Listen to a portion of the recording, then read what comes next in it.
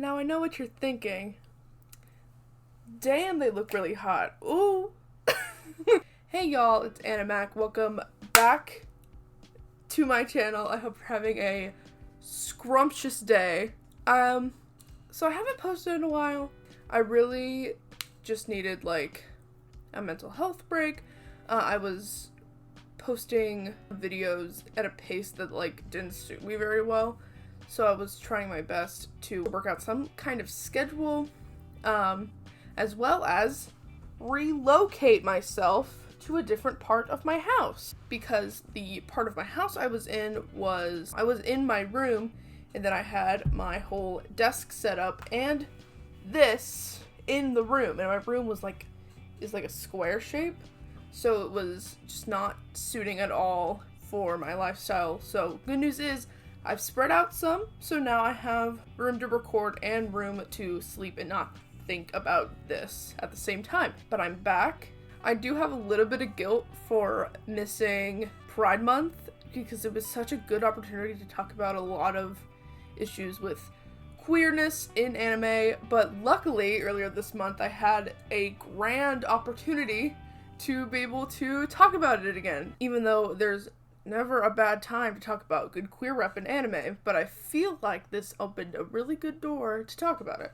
On July 9th, Funimation released the sub and dub for Stranger by the Shore, officially, because before then, it had been out in Japan for a while, but it was released to the US on an official account instead of being pirated on some sites. The manga for this series came out in 2013-2014, and it's titled Unbe no Étranger or L'Étranger. It's like a French title. I totally butchered that, and I know I did, so if you're like a French person or you speak a lot of French watching this, I'm so sorry. I know that sucked, but Anyway, the movie follows Shun, an aspiring author in Okinawa, who's been living with his aunt after being ridiculed by his parents for being gay. He meets Mio, whose mother passed away recently, and he now lives alone. Since Mio was 17, he was forced to move to an orphanage on the mainland, but 3 years later, he came back to Okinawa and confessed his love for Shun and started to live with him. And the rest of the movie just kind of slowly follows the development of their relationship.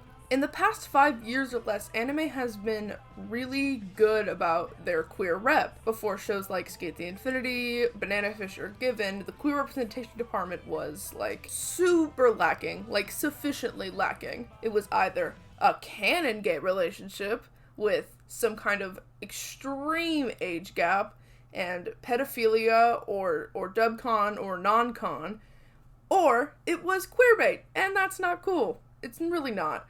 The earliest forms of good representation that I've seen, at least, have been Banana Fish, which came out in the late 80s, early 90s, I think, and Toya and Yukito from Cardcaptor Sakura, which I haven't watched, but I have a clear plan to watch it in, like, its exact order, so watch out for that. I've also heard that Evangelion has some really good queer rep, but I haven't watched that, and it's definitely on my going to watch.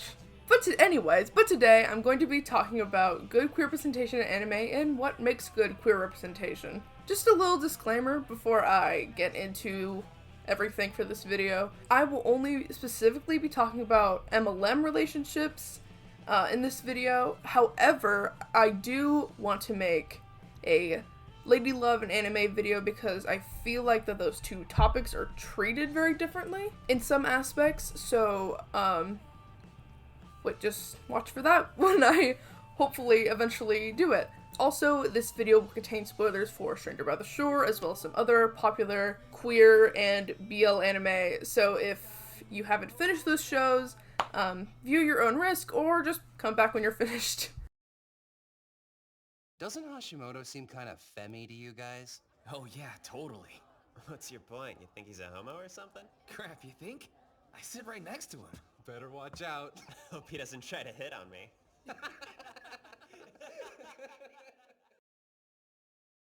The first time I came out was in middle school, and it was just the start of some of the worst years in my life. I found it extremely hard to accept myself because I wasn't generally accepted by folks around me, except for, like, my close group of, like, maybe 2 or 3 to 4 friends. Luckily, I have and still have supportive parents, but the staff and some of the teachers and a lot of the students made it really hard to continue to accept my identity. By the end of 8th grade, I didn't really care as much because I was going into high school, and I generally understood that in high school people were kind of more chill about that kind of stuff. But, like, it really was hard to look back on middle school in a positive light because of the experiences I had.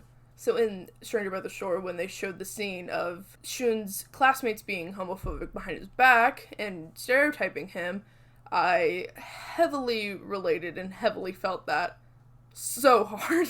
For the first half of the movie, we're able to clearly see that Shun has a lot of internalized homophobia from the way his classmates could talked about him and stereotyped him, as well as his family shaming him for coming out on his wedding day. And when it comes to Mio, he is outwardly rude to him for being gay and scrutinizes him for being forward and affectionate. He makes a few comments throughout the movie that upset Mio until Mio realizes that he's not gonna have any of this. He straight up asks Shun if him returning to Okinawa was a nuisance to him and if he just wanted him to go. And you know what? I feel like I would have had the same question. It seems like it's really hard to love someone who hasn't fully accepted and loves themselves yet. But Mio's threat is enough to make Shun run towards him and for them to have just like a little makeout sesh, a little smoochy sesh. This one night in the hotel room seemed to be a really good step in the right direction towards Shun's self-acceptance. He's not only able to tell Mio that he loves him in return, but he's also able to tell his ex-fiance that Mio's his lover, which we're not going to tell him that that's the wrong term to use because they hadn't had sex yet at this point. But we're just gonna go with it. It's a great step anyway. And he even says outright that he wants to take Mio to go see his family after his father's fallen ill. A lot of past boy love animes don't ever depict this topic in a serious kind of way. A lot of past shows would usually use this topic as a way to depict it as the forbidden fruit or sinning or inappropriate, but never in a way that's generally relatable to a lot of people. I do think folks are becoming a lot more tolerant now since it's 2021 and folks are waking the fuck up, but sometimes it is still a struggle for younger queer people to accept themselves and be themselves.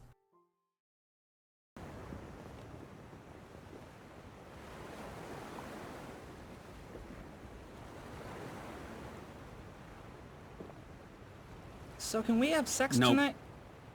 Huh? Could you keep it down? You're scaring the fish. What's the deal? Don't you wanna? I do.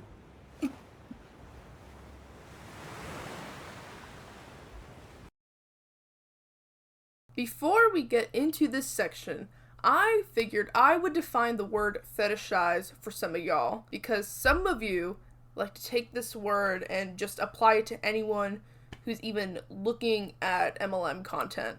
To fetishize queer relationships is to only see them as sexual objects and nothing else.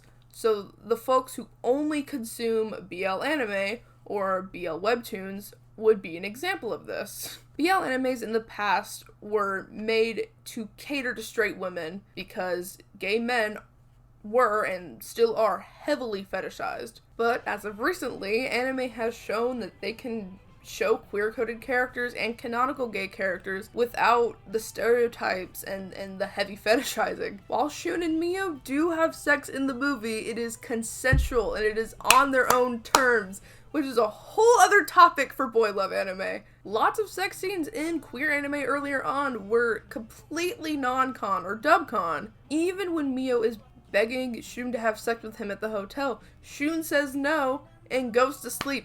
And that's the end of that. It's not like Mio went out of his way to have sex with Shun anyways without Shun's consent, because that's what would have happened in old shows, but not in this new shit. One of the first shows I watched of this genre was JoJo Romantica, and while I loved it a lot when I was younger, I'm older now, and I can clearly see every single problem with it.